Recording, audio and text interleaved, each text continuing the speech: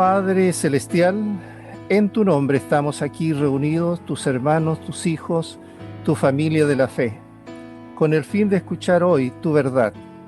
Ya hemos podido apreciar tu verdad en el texto que hemos leído, pero aún siempre tenemos que recordar todos los días, permanentemente, cuál es la voluntad tuya, para que no se nos olvide nunca lo que debemos hacer y cuál es el camino correcto.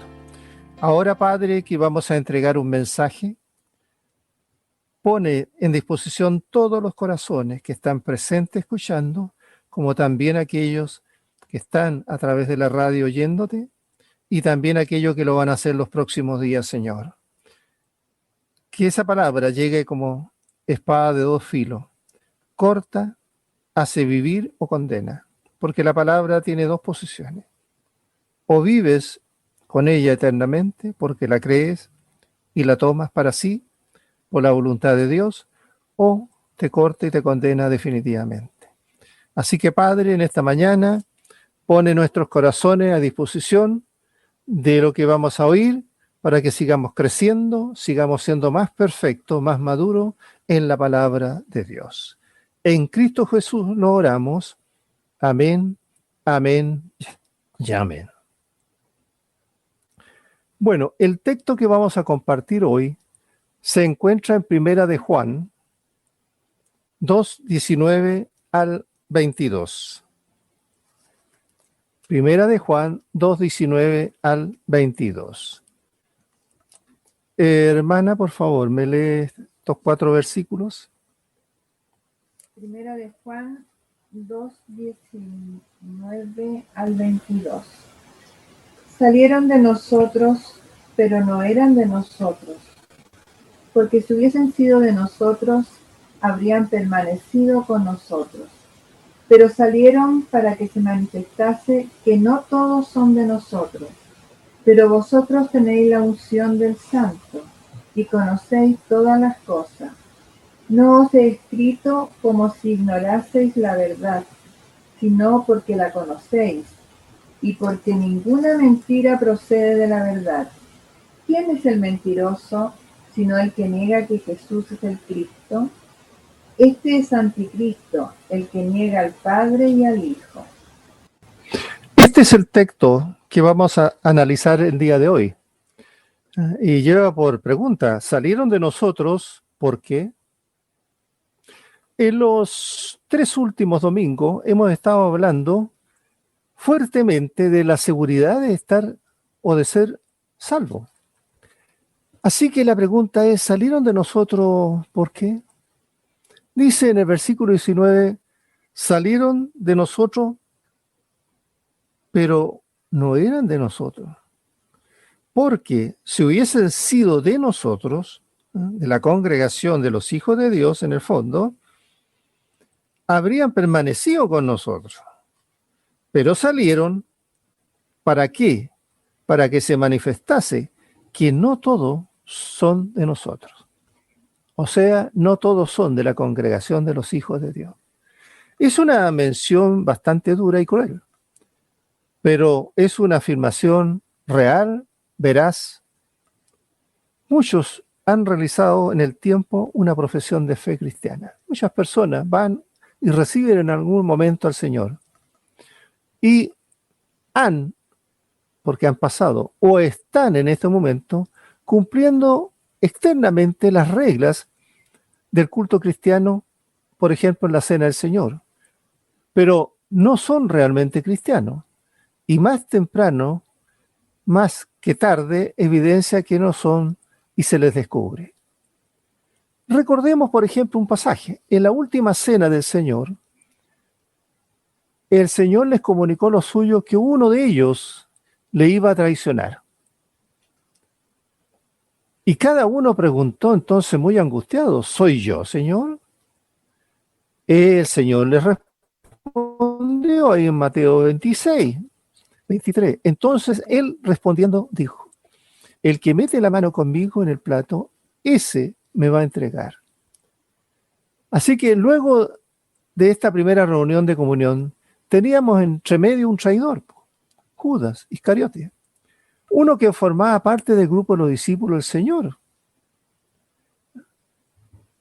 En Juan 6:70, recordar que el Señor le dijo a sus discípulos: ¿no os he recogido yo a vosotros los 12 y uno de vosotros es el diablo? Judas parecía apóstol, tenía el perfil de apóstol, se comportaba como el apóstol, actuaba como apóstol, pareció tener el poder de uno de ellos.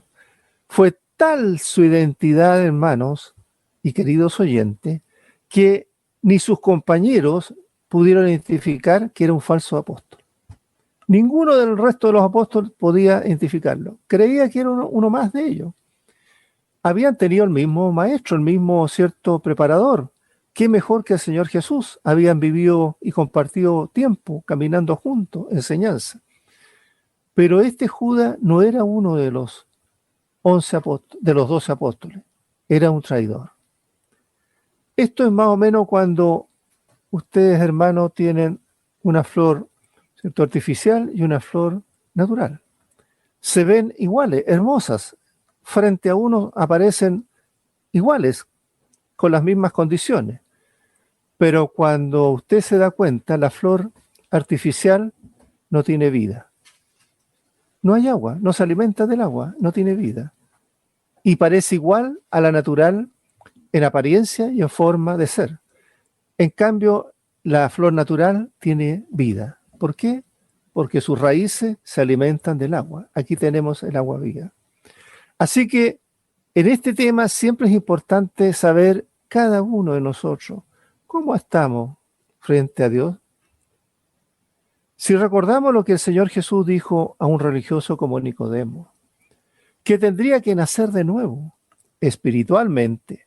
Por eso le dice en Juan 3:3, respondió Jesús y le dijo: de cierto, porque esto es firme, le dijo, te digo que el que no naciere de nuevo no puede ver el reino de Dios.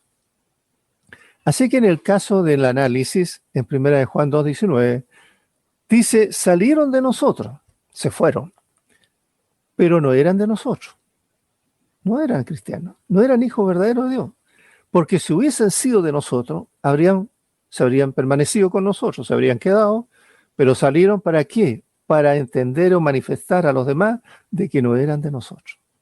Externamente parecían legítimos hijos de Dios, pero no lo eran. Y la verdadera prueba fue ¿cuál? La palabra de Dios. Este acto adquiere actualidad, pues cada cristiano debería siempre preguntarse, ¿he hecho frente a mis pecados? ¿Me he enfrentado con mis pecados en la vida? ¿Los he reconocido frente al Señor Jesús? ¿Has ido a Dios con arrepentimiento, hermano, admitiendo tu culpa como lo hizo recién, lo leíamos en David, y reconociendo tu maldad? ¿Has mostrado evidencia en tu vida de ser un alma regenerada por Dios? ¿Amo o amas tú la palabra de Dios? ¿Deseas leer y escuchar la palabra de Dios siempre? ¿Es ella el pan necesario para vivir cada día? ¿Es como la bebida para ti, como las aguas, los ríos de agua viva? ¿Amas a tus hermanos? ¿Amas al Señor Jesucristo? La palabra de Dios nos exige plantearnos siempre preguntas muy urgentes. Después que Pablo presentó la justificación por fe, continuó escribiendo en Gálatas 6:15, porque en Cristo Jesús ni la circuncisión vale, ni la incircuncisión, sino una nueva creación. Entonces hay que preguntarse, ¿hemos experimentado un nuevo nacimiento? ¿Un nacimiento espiritual en nuestra vida? ¿Somos una nueva creación en Jesús? Pablo les escribió a los corintios, pues algunos de ellos tenían motivo para creer que no eran hijos de Dios, tenían dudas. Había algo en ellos que decía que no estaban seguros de su salvación. Por eso Pablo les escribe la segunda carta de Corintios 13:5. Les dice, examinados a vosotros mismos, si estáis en la fe, probaos a vosotros mismos. ¿No os conocéis a vosotros mismos que Jesucristo está en vosotros, a menos que estéis reprobado. Así que ahí tenemos qué mejor versículo que nos está indicando, bueno, examínate, hijo, a sí mismo. Si estás en la fe, pues, examínate, pruébate a sí mismo. ¿No conoces que estás, cierto, con Jesucristo? A menos que estéis reprobados. Ya Pablo les había escrito anteriormente en Corintios, en la primera carta 16:13. Velad, estad firme en la fe, portados varonilmente y esforzados. La pregunta ahora es: ¿usted hoy, querido hermano oyente, realmente un hijo o una hija de Dios? ¿Hay alguna evidencia en su vida que determine que es un hijo o una hija de Dios? ¿Cuál es su respuesta después de haber pecado? ¿Continúa usted practicándolo? ¿Sigue, a pesar de que ya pecó, sigue practicando ese pecado? Recuerda el caso del hijo pródigo, que fue a parar en una pocilga de cerdo. ¿Se acuerdan? ¿Cierto? Cuando el hijo se va, pide todo a su padre, su fortuna y se va. Ahí en Lucas 15:16. Y él dice, y deseaba llenar su vientre de las algarrobas que comían los cerdos, pero nadie le daba. Y volviendo en sí dijo, ¿cuántos jornaleros en casa de mi padre tienen abundancia de pan y yo aquí perezco de hambre? Me levantaré, dijo, e iré a mi padre y le diré, Padre, he pecado contra el cielo y contra ti. Lo mismo que dijo David cuando fue confrontado por el profeta Natán. He pecado. Inmediatamente reconoció que era un pecador. El Hijo de Dios, después de haber pecado, debe acudir siempre a Dios. Muchos creen ser hijos de Dios por estar activos en sus congregaciones, en sus iglesias. Pero sus acciones producen el mismo efecto que las termitas. Ustedes conocen las termitas, ¿cierto? Roen la madera para alimentarse. Van comiéndose la madera por dentro, pero van estéticamente dejando todo natural y perfecto por fuera. Hace algunos años, una prostituta había enfermado gravemente. Y esta mujer sintió el temor de la cercanía de la muerte. Así que envió a su hijo a buscar al pastor de alguna iglesia, pues sintió la urgencia de arreglar la situación de ella ante Dios. Al fin, el hijo llegó a una iglesia y fue atendido por el pastor. Este interrogó al joven preguntándole, ¿en qué te puedo ayudar? El joven respondió, mi madre está muriendo. Necesita ayuda y quiere que usted vaya a verla. Ella se encuentra en casa en su lecho de enferma y quiere que alguien la ayude a arreglar sus cuentas con Dios. El pastor fue esa noche lluviosa con el joven a uno de los barrios más pobres de la ciudad, hasta que llegaron a la casa. Ahora, mientras el pastor se dirigía a esa casa, no cesaba de preguntarse, pero ¿qué le voy a decir a esta mujer? ¿Qué puedo decirle a esta mujer que está a punto de morir? No puedo decirle que se reforme, porque ya tendría que haberse reformado, haber cambiado. Ahora ya es demasiado tarde para ella. ¿Qué le puedo decir?, se preguntaba una y otra vez. Entonces, el pastor recordó que siendo niño, su madre siempre citaba Juan 3:16. Y fue entonces cuando se sentó junto a esta mujer que no pudo reprimir el deseo o el impulso de leer esta cita bíblica. Porque de tal manera amó Dios al mundo que ha dado su Hijo unigénito para que todo aquel que en él cree no se pierda, mas tenga vida eterna. Y esa mujer que quería iniciar una relación con Dios dijo, ¿quiere usted decir que a pesar de la clase de persona que yo soy, todo lo que tengo que hacer es confiar en Jesús, en fe en Jesús? El pastor le contestó, bueno, eso es lo que dice aquí. Dice aquí que Dios entregó a su Hijo para morir en una cruz. Y luego en el versículo siguiente dice, y como Moisés levantó la serpiente en el desierto, así es necesario que el Hijo del Hombre sea levantado. Esto, por tanto, lo que usted tiene que hacer, y así fue como aquella mujer, antes de morir, aceptó a Cristo como Salvador personal. Y este pastor, luego, al contar este incidente de su vida, esa noche, lo que le había ocurrido, dijo además, él agregó, no solo logré esa noche que ella entrara a disfrutar de una relación con Dios, sino que yo mismo también comencé a experimentar una relación con Dios. ¿Se da cuenta, querido hermano? Él como pastor, creyendo estar caminando conforme total a la relación que Dios quiere, como hijo y familia de él no la tenía. Aquella noche se dio cuenta que había comenzado de nuevo. Entonces, ¿tiene usted la seguridad de haber confiado en el Señor Jesucristo como su Salvador personal? A veces, amados hermanos y queridos oyentes, la velocidad con que vivimos en esta vida, no nos damos cuenta de nuestra situación.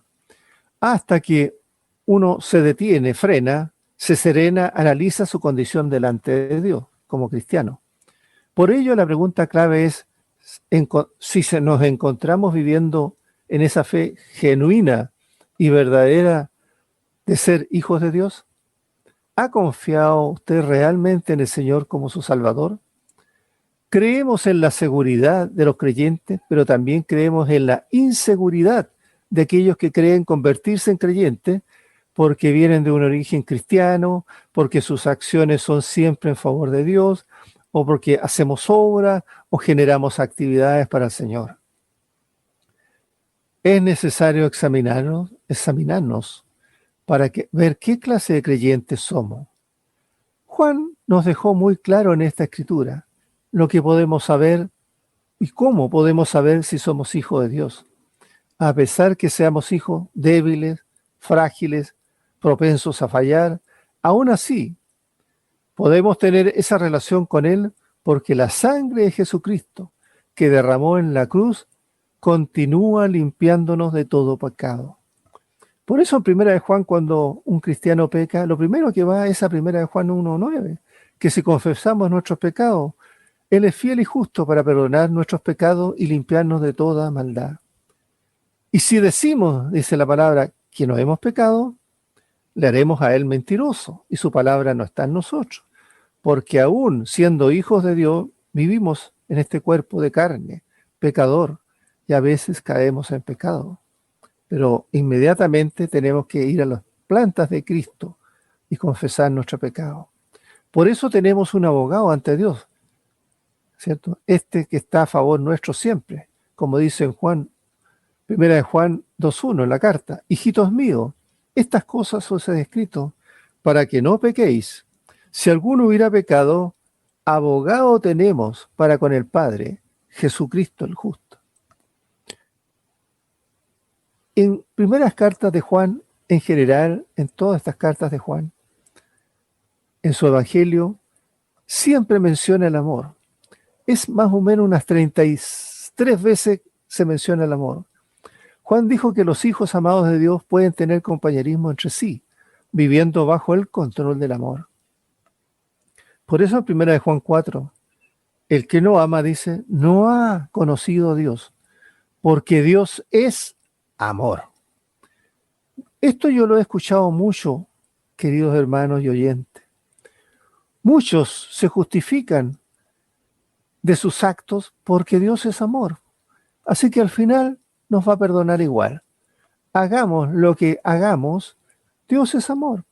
Por tanto, nos va a perdonar independiente de nuestros pecados y de nuestra actividad. Pero se olvidan, por ejemplo, en Nahum 1:3a dice, Jehová es tardo para la ira y grande en poder, pero no tendrá por inocente al culpable. ¿Por qué? porque se les olvida que Dios es santo. Por eso en primera carta de Pedro 1:16 dice, porque escrito está, sed santo porque yo soy santo, dice el Señor. En otras palabras, los hijos deben reconocer que han sido llamados a vivir un estilo diferente de vida, porque han recibido una nueva naturaleza y ahora pueden vivir para Dios. Así que, hermano, hermana, usted tiene que reconocer que ha sido llamado para vivir un estilo diferente de vida. Y la obediencia pasa a ser el test principal de la prueba de vida. Su obediencia al estilo de vida que en su palabra manifiesta Dios. Sabemos si tenemos vida o no, si cumplimos ¿qué? Sus mandamientos. Y no solo sus reglas, sino todo lo que nos indique su palabra. La santidad, amados hermanos, queridos oyentes de Dios, es un atributo de vital importancia en la vida cristiana. Es fundamental para todo aquel que es su hijo y que desea obedecer el mandato de vivir vida santa. La santidad de Dios trata de la separación de Dios del mal y de que Dios es moralmente puro. Él está separado del mal y Dios tiene una vida moral totalmente puro. Cuando Dios quiere mostrarnos que es un ser diferente a nosotros, la característica que Él resalta es: yo Jehová soy un ser diferente, porque no peco, porque amo la justicia, porque estoy apartado del mal, y tú, hombre, estás habituado al mal. Eso nos quiere decir Dios con su santidad, que nosotros estamos habituados al mal, por eso Dios es diferente a nosotros. Esta realidad ayuda a entender un poco más de por qué es tan importante para Dios que sus hijos anden en santidad, queridos hermanos y oyentes. Juan nos enseñó cuál es la prueba personal para examinarnos. Por ejemplo, ¿nos deleitamos? ¿Lo pasamos bien cumpliendo la voluntad de Dios? No me responda. ¿Amamos sus mandamientos? En Proverbio 18:13 dice, el que oculta sus pecados no prosperará, pero el que los confiesa y se aparta de ellos alcanzará misericordia. Aunque sabemos que la sangre de Cristo nos cubre de todo pecado, no podemos vivir en el pecado y al mismo tiempo tener una relación, ¿cierto?, de amistad con Dios y con otros creyentes. Uno no puede tener una certeza en el fondo de su corazón de que es salvo a menos que sea obediente a Dios. El mismo Señor Jesús nos dijo en su palabra en los evangelios, mis ovejas oyen mi voz y yo las conozco y me siguen. Yo les doy vida eterna y no perecerán jamás, ni nadie las arrebatará de mi mano, dice en Juan 10, 27 y 28. Si usted es una de sus ovejas, oirá siempre su voz. Y luego Juan, en primera carta 2:20, dice, pero vosotros, dice, en primera Juan 2:20, pero vosotros nos dice, le dice a esa iglesia que le está escribiendo y a nosotros hoy, tenéis la unción del Santo y conocéis todas las cosas. Tenemos una unción que es la unción del Espíritu Santo, pero la unción que vosotros recibiste de Él permanece en nosotros, porque hemos nacido de nuevo.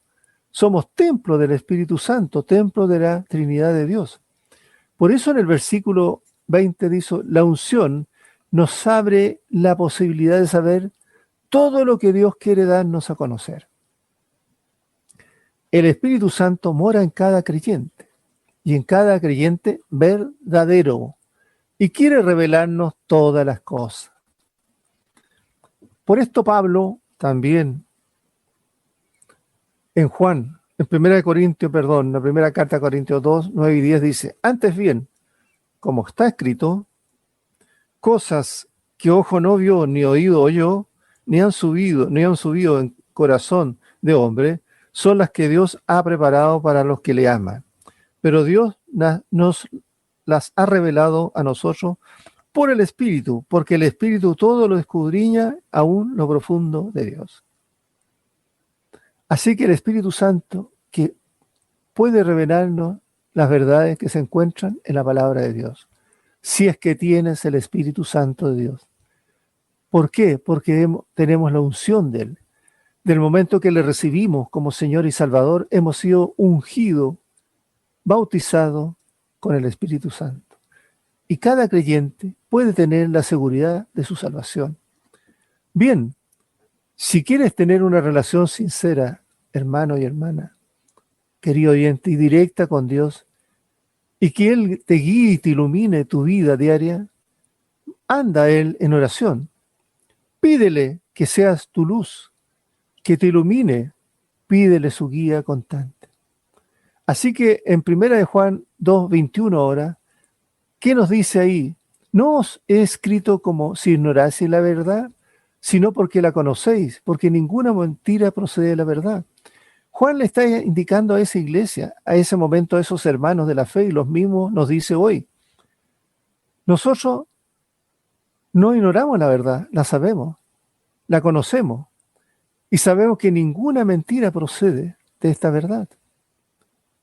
Esa iglesia al cual Juan le habla, y también hoy día nos habla, ellos y nosotros tenemos la verdad.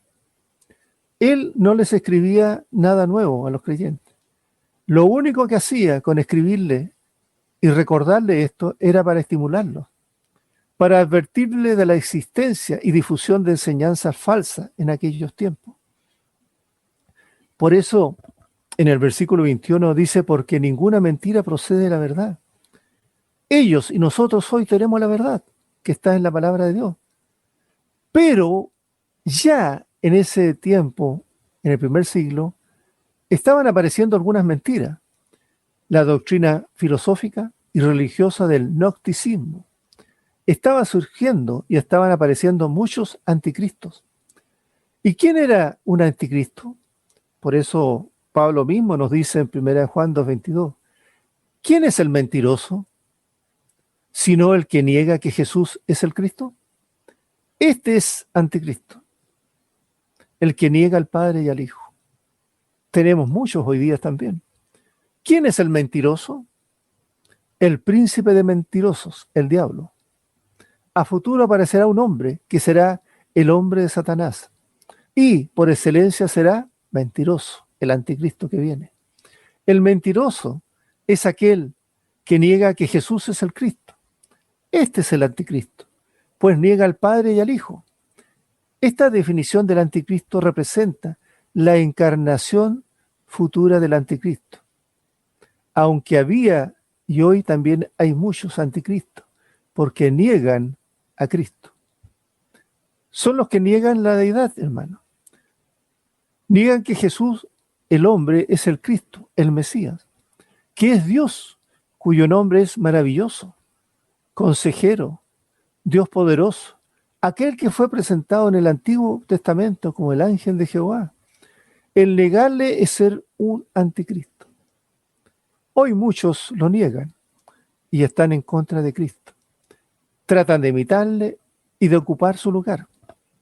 En la iglesia primitiva, el sistema gnosticismo, Irineo lo refiere como gnóstico a aquellos que dicen que Jesús era hijo de José, nacido de la misma, igual que los otros hombres, que era nacido de María, pero no por voluntad del Espíritu Santo, no por obra de Dios, sino que nacido como nace cualquiera.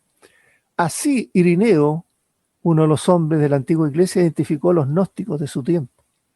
Hoy, diversos cultos y sectas también lo niegan, de variadas formas y medios. Así que la negación del Padre y del Hijo es una señal inconfundible del anticristo. En conclusión, amados hermanos, queridos oyentes, en Mateo 7:19 al 23 nos dice: todo árbol que no da buen fruto es cortado y echado en el fuego. Así que por sus frutos los conoceréis. Nosotros a cada uno de nuestros semejantes, hermanos en Cristo o hermanas en Cristo o no, por sus frutos que están dando los conoceremos. Y recordar, no todo el que me dice, dijo el Señor, Señor, Señor, Señor, entrará en el reino de los cielos, sino el que hace la voluntad de mi Padre que está en los cielos.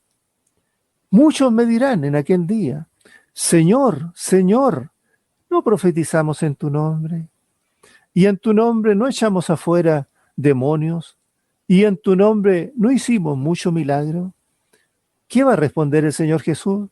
Y entonces les declararé, dijo el Señor, nunca os conocí, apartado de mí, hacedores de maldad. Muchos llegarán en ese momento. Señor, Señor, porque no le está abriendo la puerta para ingresar al cielo, para poder entrar al cielo, sino que dice, Señor, Señor, dice, no todo aquel que hace que la voluntad de mi Padre. Si no hicimos la voluntad de nuestro Señor, no entraremos al reino de los cielos. Y muchos querrán justificarse, pastores y hermanos, que van a decir en ese día, Señor, Señor, no profetizamos en tu nombre, es decir, no enseñamos en tu nombre, y en tu nombre echamos con el poder que nos daba demonio, y en tu nombre hicimos muchos milagros. ¿Y qué va a decir él? Nunca os conocí, apartados de mí, hacedores de maldad. Porque solamente el que hace la voluntad de Dios puede entrar al cielo. La diferencia, amados hermanos, entre la ley y la gracia surge de lo escrito por Juan. La ley dice que el que la cumple vivirá. Ese era el Antiguo Testamento. Pero la gracia actual, la que Dios nos dio en este segundo pacto, dice lo opuesto. Si un hombre vive, cumplirá la ley. O sea, si vive eternamente, cumplirá la ley. Entonces, una persona debe tener vida antes de que pueda vivir para Dios. Tú debes haber nacido de nuevo. La ley dice, cumple, pero la gracia dice, creo. Se trata de rumbo diferente ante el mismo fin. El problema fue que la ley nunca funcionó en un ser humano, porque a la naturaleza vieja le resulta imposible agradar a Dios, pues hermano. Siempre vamos a tener lucha con nuestra vieja naturaleza, nuestro cuerpo carnal. Así que tenemos que estar firmes, fortalecidos en la roca que es nuestro Señor Jesucristo. ¿Y esa fortaleza cuál va a ser? Estar siempre las 24 horas del día cumpliendo los mandatos de nuestro Señor Jesús, haciendo la voluntad de Dios. Es guardar sus mandamientos y eso nos hará sabios en nuestra vida. Ahora, hermano, vamos a nuestra oración.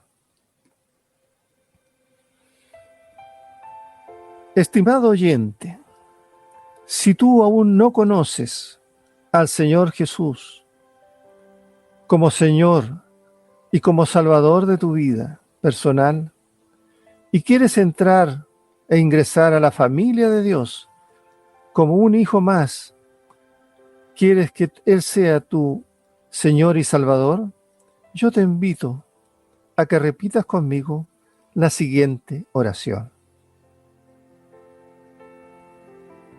En este momento reconozco que soy pecador y que he fallado y he andado lejos de tus caminos.